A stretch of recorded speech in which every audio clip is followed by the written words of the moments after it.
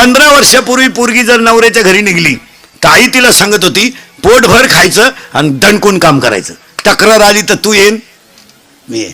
आता ह्याच 5-6 वर्षापासून आई डायरेक्ट सांगती एखादा महिना पाय सगळ्यांचा अंदाज घेऊन ये, नाही तर पाहुणा इकडे घेऊन ये, खाल्ल्या वावरात कांदे वाटणं करीन पण तो शान भरायचं नाही.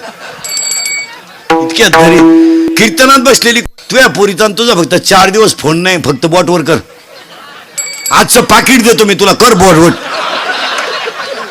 तुला काम नाही का काय दुसरं? तिकडे मर ना कांद्या तर रॉप चिंबट ना, दुसऱ्याची घर का आलं बिगडी ती. उठपळ पोरीला फोन, उठपळ पोरीला. बरं हिच्यारी ती काय जीवली का काय घालून गेलं, बोंबील भाजले खाती. आवळ्याचा बाजार नाही. आजपासून जर महिला मंडळ पोरीच्या घरी डोकं लावलं तो तू का शेवई लिहून घे. दिवाळी खात नाही तू, ले कसे.